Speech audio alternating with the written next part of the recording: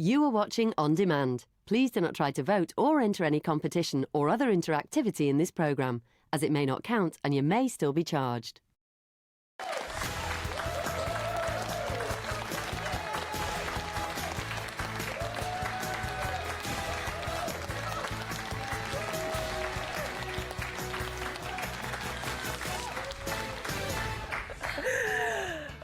Welcome to your Friday Loose Women, having a catch-up and a cover this lunchtime. It's Frankie Bridge, Judy Love, Nadia Sawala and me, Kay Adams.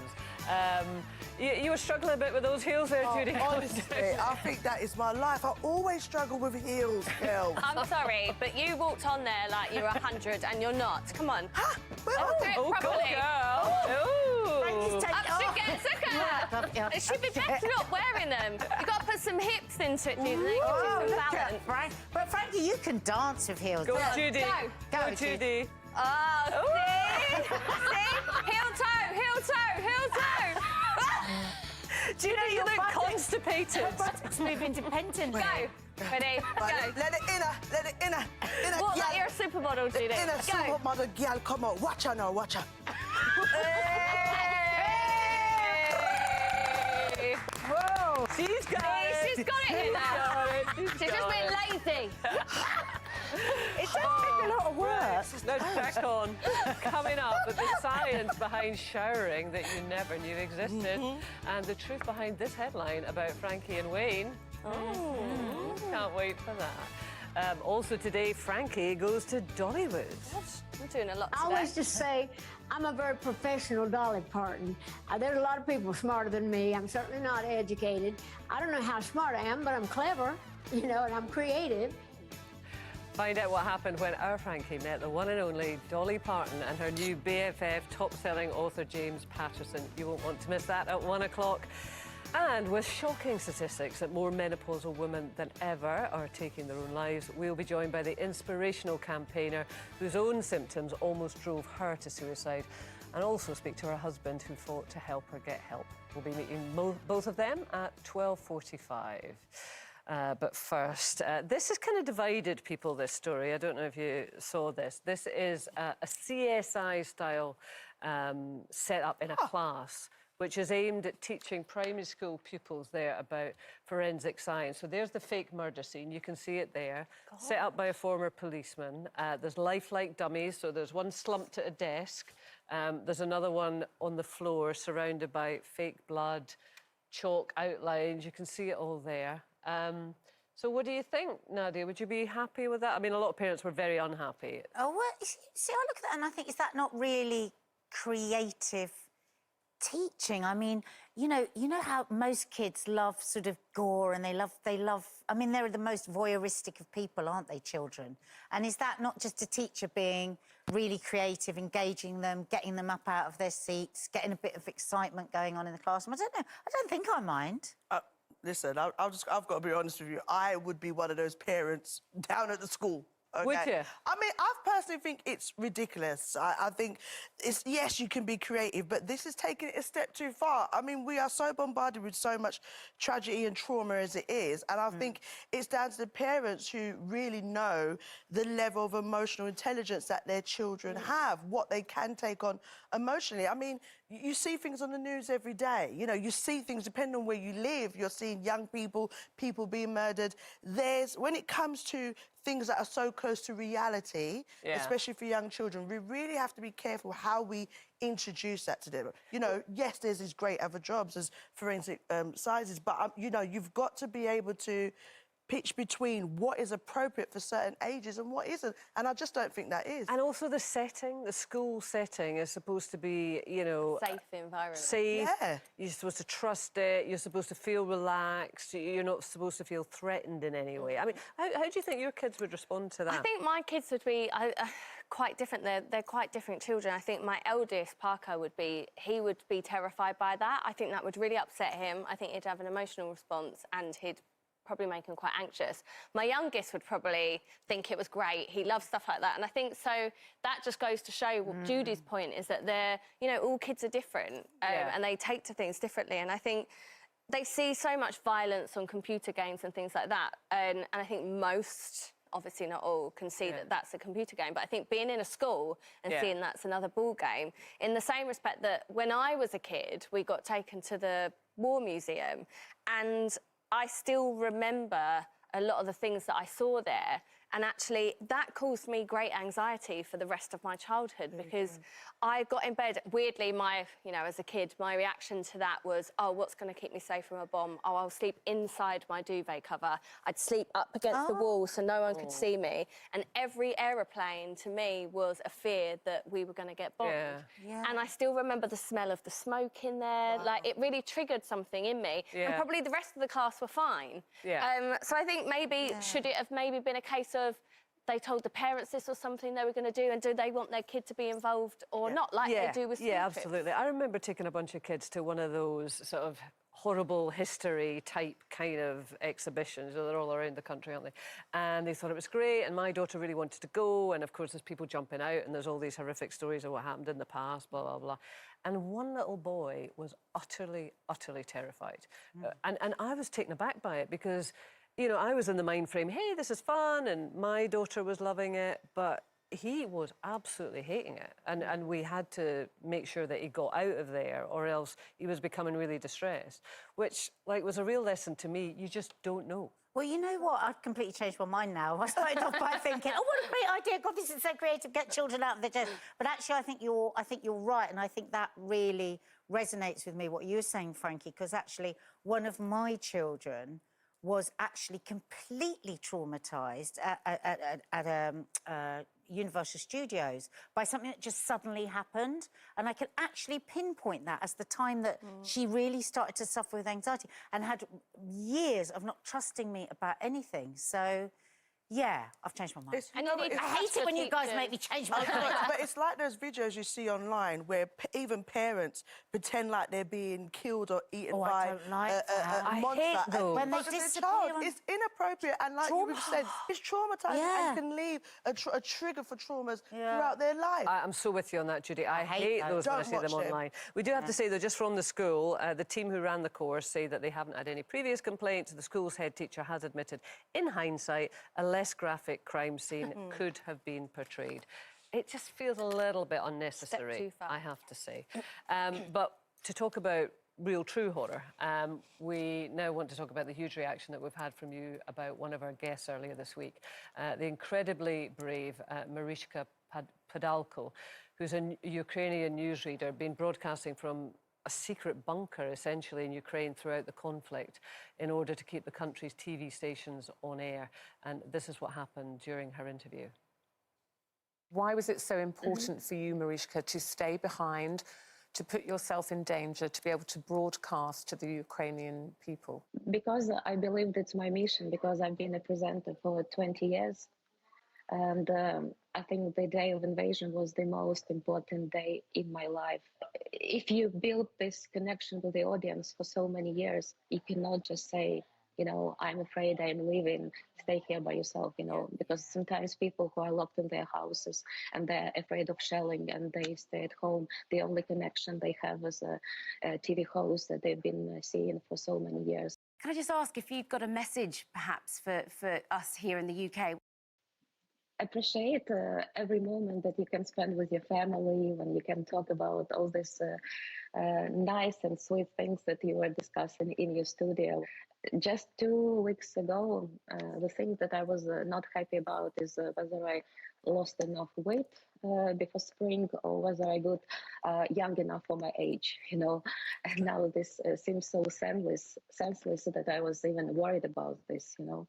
We have much more now appreciation for the life that we have. Wow, doesn't that just, it's these extraordinary people just whose lives have been completely devastated. There, but for the grace of God, could go any of us. And that kind of bravery, it just totally does me in, doesn't it? We're just seeing. I know it's you know, it's a thing that's always said, but we are seeing the very best of humanity at the same time as seeing the very worst. Yeah. And absolutely. Yeah. I mean, Frankie, she's amazing. you were there in the moment, and I think was there not some kind of siren alert or something? Yeah, that so there was a moment where we'd literally just started the conversation, and she was like, "Guys, I'm going to have to go. The sirens are going off." One of they call it, is it shelling? Is it when they? Yeah. There's shelling happening over near one of the other, where the other reporters are, so she had to take over. But at the time, in that moment, we didn't know whether they were going to be shelled, whether it was happening where she was.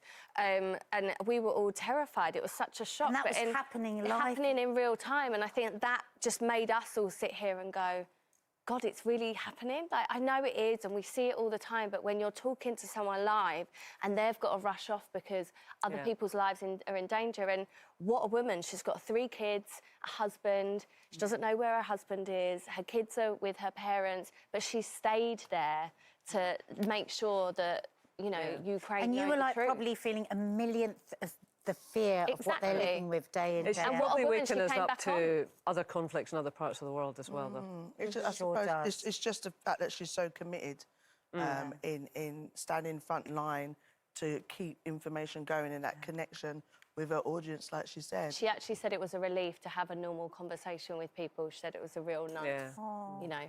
Well, actually, she sent us another message, actually, because I say we've got a huge response from everyone out there watching. So here's Mariška's message. Hi everyone, I would like to thank all people who wrote me so many sweet messages on my Instagram account after my appearance on Loose Women. It means really, really a lot to us in such difficult days. So thank you very much for your support. Oh, what a woman. Yeah, and of course we'll keep in touch with Mariška, and, you know, she should stay safe, we hope. Still to come, we've got lots of lunchtime laughs for you this Friday, and the Queen of Country meets the Queen of Chat. We're talking Dolly Parton. But in just a moment, an eye-opening statistic for you. The number of menopausal women taking their lives is at an all-time high. We are meeting the campaigner who became so low during her menopause that her husband issued desperate pleas to doctors to help her. And now he's dishing out menopause advice to other women. Their important story coming up next.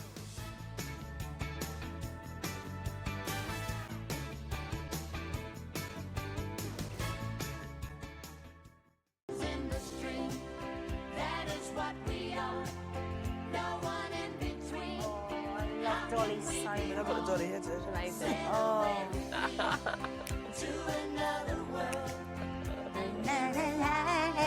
Love a bit of Dolly. Don't we? Calm down, Judy, calm down. Nice to see you again. Coming up. My last duet singing partner, Kenny Rogers, our last record together was called You Can't Make Old Friends. You can make new ones, but it's not the same as old ones. But James feels like a new old friend. Oh, it's so difficult not to do the accent because it's so fabulous. She sounds wonderful, doesn't she? I won't do it, don't worry, don't worry. Scottish doing Texan doesn't work.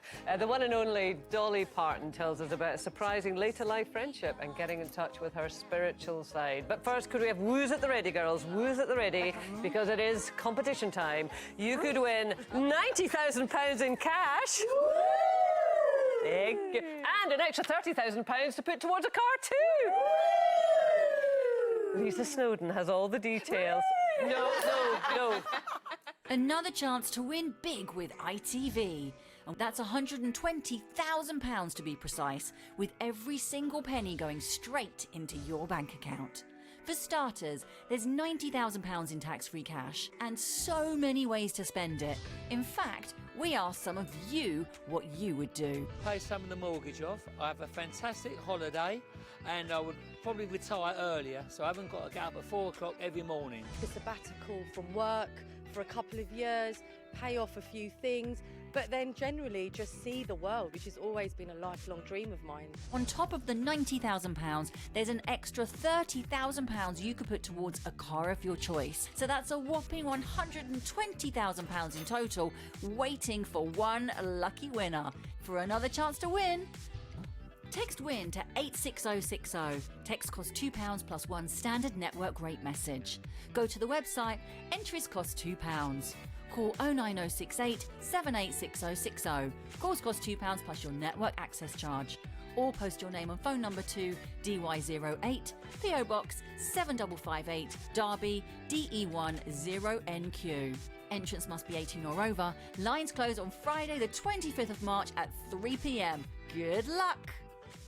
Well, it's time now for the latest, now groundbreaking campaign, the Menopause Manifesto. And today we're focusing on the role of men in dealing with the menopause, with news that suicide rates in menopausal women are the highest since 1996.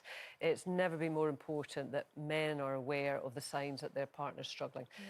Nobody knows that more than our next guest, trailblazing menopause campaigner Deanne Danzebrink and her husband Martin. Hi, very much. Lovely to see you. Thanks for coming in. So, Diane, you had a hysterectomy at the age of 45, so you were plunged into menopause. I mean, what level of kind of warning and preparedness were you given? Well, that's the problem, Kay, is that there wasn't a level of preparedness or warning. So I had to have a total hysterectomy because they thought I had ovarian cancer. So really important to have the surgery. I'd suffered for years and years with terrible abdominal pains, etc. So during the surgery, they found out that I had really severe endometriosis, a condition called adenomyosis, and a huge fibroid. So before the surgery, I was told you won't have periods anymore and you will be in menopause. But for me, menopause meant hot flushes and no more periods. I had no other knowledge. But nobody sat me down before the surgery and explained that there were 30-plus symptoms of menopause, how vital it was for me to replace my hormones. And sadly, nobody did that before I left the hospital either. So what was the reality of your experience? So the reality was I had heard all the scary stories about HRT in the past, about the way that it was made, about all the scary things about breast cancer, etc. So for me, it was like, actually, I don't even like popping, you know, sort of a headache tablet. So what I'll do is I'll go home, I'll get as well as I can, look after myself, and I'll see a nutritionist, which I did, came into London, saw a nutritionist, gave me lots of pots of different herbs and things and said, this will see you right. And I was literally told at the hospital, go and see your doctor after a few weeks to see how you're doing. And that was it. So for me, I was like, you know, OK, if I have a few hot flushes, I'll get on with it. Because do you know what? I've had my surgery. The results came back that there wasn't any malignancy. I was going to be fine. You just think, I just want to get on with my life. But ultimately, long story short, is about 3 months after my surgery, my mental health just deteriorated drastically. Dreadful anxiety, panic attacks, not wanting to leave the house, wouldn't see people, wouldn't answer the telephone, and was even too frightened to open post because I was so irrational that I thought that everything that came through the door was going to be bad news. And that sounds ridiculous, but that was absolutely the experience. And it got to the point where, although Martin was incredibly supportive, my mum was amazing, I got to the point where I just felt completely useless, hopeless and worthless. And I felt as though I was a problem for the people that I loved. And that drove me to a place where I came incredibly close to putting my car in front of a lorry. And the thing that stopped me was the fact that it shocks me to even think that I did this, but I actually had my 4 little dogs in the car with me. And Henry, one of my Jack Russells, barked at the very moment I was about to make the manoeuvre. And I mean, just absolutely horrific and terrifying. And I'm just watching Martin sitting there listening to that. I mean, where were you at when all of this was going on? Well, your world sort of flipped, gone upside down. So the person that you share your life with has changed, I said yesterday, from Tigger into Eeyore, if you know what I mean. But, you know, the completely different person. A person that can't you can't imagine that they can't... every bill that comes in is impossible to pay. She can't open an envelope. We're going to lose our house because that's what Di thought. We're going to lose our house because we're going to go broke. And basically not able to sleep properly, So I wasn't able to sleep properly. You know, And were you aware that this was due to the oestrogen No, not deficiency, at all. or you, Not or at all. you just Not thought at there was all. something? I think I hadn't got a clue what was going on, really. You just, I suppose you just go into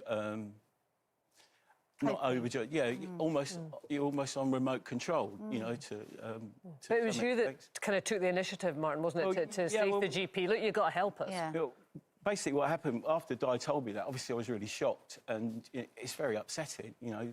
But what I did was I wrote a letter and took it into the practice and gave it to one of the managers there and just said, this is what's going on, I need to see someone today, or we need to see someone.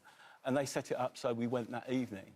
And so were you able to go in without your wife's sort of... Well, you were able to see the doctor on her behalf? I didn't see the doctor on her behalf. I actually saw a manager, a deputy manager, you know, sort of... But then I went in for the appointment with Martin at the end of the day. And then things started to change? So she was the very first medical health professional, and I was really lucky to see her. I was really lucky to see a doctor who understood.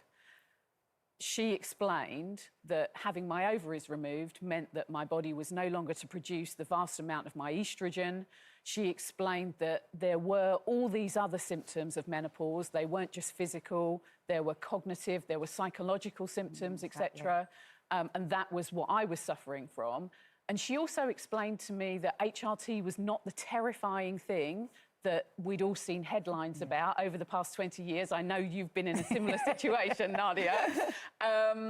So having somebody actually explain it to me and say, you can have a patch that sticks on your skin and, you know, it's not the horrible thing that you've been led to believe that it is. And actually, this is what you need. Yeah. Wow. It's not really a choice. You absolutely have to have this. And I would say after... I'd been living in a really dark, scary world for several months. And I would say after a few days, it was as if there was sort of a chink of light. Yeah. And you kind of think, actually, maybe there is some hope for me. I've actually got goosebumps listening to that because... Dan, listen, thank you so much for coming.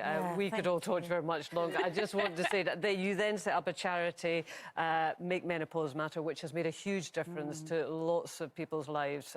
So, you know, you came out and you did something about it. Thanks so much for coming in. Pleasure. We're talking Dolly Parton after this.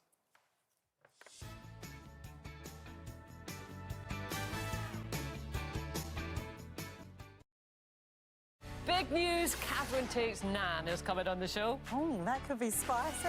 No, she's been told to be on her best behaviour, a proper lady. Hang on, someone had the cheek to tell Nan not to swear. What a liberty. Catherine Tate's nan, live and dangerous, Monday on Loose Women. Jolene, Jolene, Jolene, Jolene. Please don't take it just because you We're getting very excited now. Oh my goodness, Judy's lost a tub of popcorn down her cleavage. Welcome back to your Friday Loose Women. We'll get it out there, girl.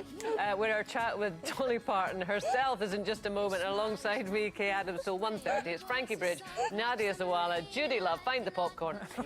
Coming up, why Frankie caught Wayne red-handed recently doing something that he shouldn't have been doing. And a debate that is quite literally the pits. Well, for one of us anyway. Find out why the part of your body that you wash first in the shower says a lot about you.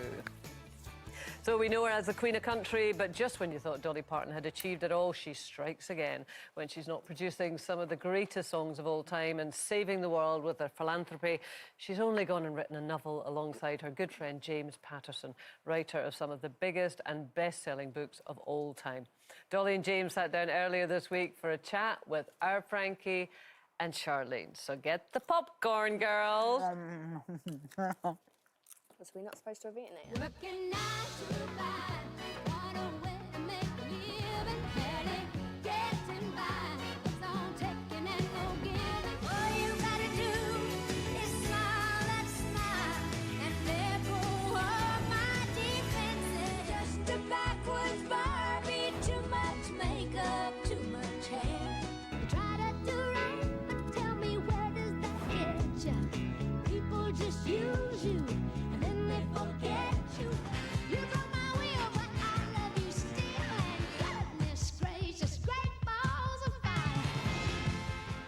please welcome Dolly and James, ladies and gentlemen. Thank you, thank you. What an intro. I know. It's such an honour to have you both on the show this afternoon. And I guess one of the things that I'm just absolutely fascinated by is how this connection happened. Well, I think it was blessed. I think it was meant to be. So you tell them how it happened. I had a rough idea for the book, just a little tiny bit about it. A woman coming to Nashville and trying to make it, and Dolly and I got together down in Nashville for a couple hours, and we just liked each other, and we come from similar backgrounds, and we said, let's just do it. And no lawyers, no agents, no nothing, and we just kind of made the deal. And then, you know, when I got home, 2 days later, Dolly had already written 7 songs.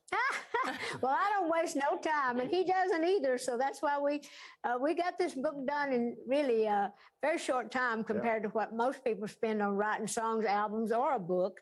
But we're both very similar in the way we work. We both believe that we've got to get it done so we can get on to something else. But I really enjoyed James. We really had, I call him JJ, Jimmy James. His family calls him Jimmy. The world calls him James. So he's JJ to me. After this, I'll be JJ. Yeah, he's JJ to me now. I'm totally going to call you JJ really, from now on, James. Okay. All right, okay. You referred to, but anyway, we just got together, liked each other, and worked fast and hard and furious, and now we've got a hit book. We weren't planning to do an album initially, but then Dolly sat down and just started recording the songs. The album's great. Well, thank you, but it just made sense because these characters were about people in Nashville in the music business, and I certainly related to all that. And we weren't planning to do music. That was never part of the deal. But just one day when we were, you know, when it all hit, soaked in, it was like a light bulb went off in my head. And I thought, well, why don't I do a soundtrack And I'll tell you, I don't think anybody's ever done it. But, you know, obviously I know the book. But when I heard the album, it's like it's like a soundtrack. Nobody's ever experienced that thing of reading a book and then hearing, you know, the songs that are in it, or vice versa, if you start with the songs and then read the book. From being in the music industry for so many years, with the book, did you draw from your own experiences? Oh, of course. You always do. In anything I write, there's something of me in every song I've ever written. That's a secret way of getting to know me, even though I may not have experienced all the things in it. But yeah, I really, you know, drew from my own experiences, especially with the songs, because I really wanted to put my attitude. These songs are very uplifting, and it's a kind of about like songs like, you know, driven to be, you know, to work harder, driven to be smarter. And, you know, just so a lot of the songs I tried to put my own philosophy in them, and they fit the characters perfectly well because the characters seem to have that, to me, that personality. One of the ones I think I love the best is Woman Up and Take It Like a Man. I love that song. Yeah, well, that's a good one. That was one of my favorite ones to write. What was interesting is did you have any idea that the friendship that has since developed from this project, did you realise that was going to happen? Because watching you both on screen right now and looking at your connection that you guys have, there's such an obvious friendship between the both of you. Did that happen very organically, or did it come as a huge surprise? I think both. I mean, it just built over time, and it was a little bit of a surprise. You never know. I mean, Dolly, for my birthday, she sang happy birthday to me over the telephone. And I wanted to, like, say, would you mind calling again so I can record that? I didn't have the guts. Well, you should have.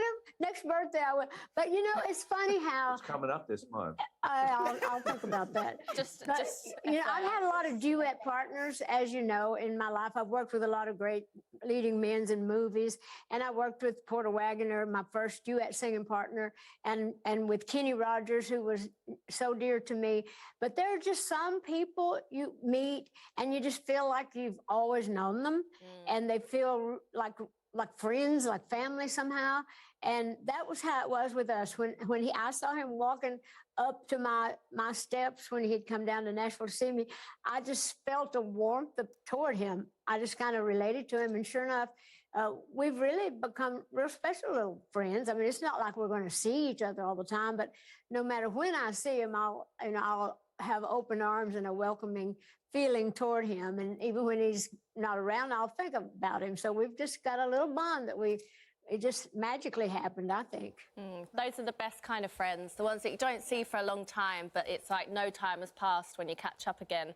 But it must be really difficult, Dolly, over the years since you've become more and more famous. It must be a really nice surprise to make a friend now. Have you found that more difficult over the years? Well, I have. In fact, my last duet singing partner, Kenny Rogers, our last record together was called You Can't Make Old Friends. You can make new ones, but it's not the same as old ones. But James feels like a new old friend. And so it's not true you can't make old friends, but I love that statement. That's because I'm new to her, but I'm old. Well, we're both old. That don't count in nothing. That's one of the reasons we're friends. We're both old. We're older. We're not old. Older, that's yeah. right. There's a lot of talk, obviously, within this book about having mentors, because that's the character that you voice and you write about in the book, Dolly. Did either of you have mentors as you were developing your craft, and do you still have them, and how important do you think they are? So for me, it was my grandmother. My grandmother used to have this line, "Hungry dogs run faster." And she's the one that really got me going and believing in myself. Yeah, well, you have to kind of believe in yourself, even from the start. You have to be willing to know you're going to have to sacrifice some things, and you have to be smart enough to know how far you need to go with that. You don't ever, need to sacrifice your principles and your values to get something done, but you have to be business savvy enough to say, well, this may not be exactly the way I'd like it to be. Maybe someday when, I can call my own shots, but you kind of have to get in there and do all that. So in this whole book, I think it reflects his lifestyle and mine as far as working people and how you think and how you have to get the job done. One of the things about Dolly, she's the smartest person I've ever known or worked with. Smartest, oh, my the goodness. Smartest. Boy, that's saying a lot. No, but do you know what? I agree with you, James. I think that, and I think we would all say here, you were an absolute powerhouse, Dolly. And I think that perhaps, I don't know, did you feel as though people underestimated you back in the day? I don't know, because I just think your brain is incredible. The things you do, from your literacy campaigns to donating money to the vaccine, all of those things takes a mind that knows what they're doing and is incredibly intelligent. Well, I don't know. I always just say I'm a very professional Dolly Parton. There's a lot of people smarter than me. I'm certainly not educated. I don't know how smart I am, but I'm clever, and I'm creative. So I think you can go a long way, on those two things if you play your cards right and have faith in yourself. And Dolly, were you surprised at the reaction that you had regarding donating to the vaccine? Because, what you did probably helped save thousands of lives. Well, I try to, just like I say, when you get in a position to help, you just should do that. You should not be looking to do it for accolades and all that. So whatever I do to help anybody comes from my heart and feeling like I'm led to do it because of my spiritual self. And what's next for you then, Dolly? Are we going to have any more tours? Is there going to be a movie of the book? Uh-huh. Yeah, movie's coming. Yeah, and I'm going to get to play Ruth Anna, the older character in the book. I'm going to get to play Ethan, the young hunk. Well, that's what we were thinking. Well, you could. We'll get you a good toupee or a good wig, and we'll do good. I feel like this is a beautiful relationship. I feel like one book isn't enough out of you guys. So do you reckon that you'll do it all over again at some point together? We reckon we don't know right now. Oh, but I reckon you do. But you don't have to say it now. You don't have to say it now. But I believe in this friendship. I believe there's so much more creative things that can come from this friendship. It's been an absolute joy to talk to you both. And we've listened to the album and we absolutely adore it. Amazing. And I think you probably started a new trend, albums that are aligned with the books. I reckon this could be something pretty cool that you guys have started. Yeah, that'd be great, wouldn't it? They just got to write songs into their stories, that's all. And have a partner like Dolly Parton. And you. Do you know what? I think we all need a Dolly Parton in our lives, to be honest. Guys, thanks for being Loose Women. See ya. Bye-bye. Thanks. Well, we love that. And Dolly's book, Run, Rose, Run, is out now. Right, coming up next, the truth, the whole truth, and nothing but the truth about this headline. Wayne Bridge, if you are watching, you better turn over now. Don't choke on your popcorn. And get your loofahs at the ready and your flannels prime. We're revealing why the body parts you scrub first could tell us a lot about the kind of person you are. I think we already know what kind of person Judy is, but never mind. All will be revealed later.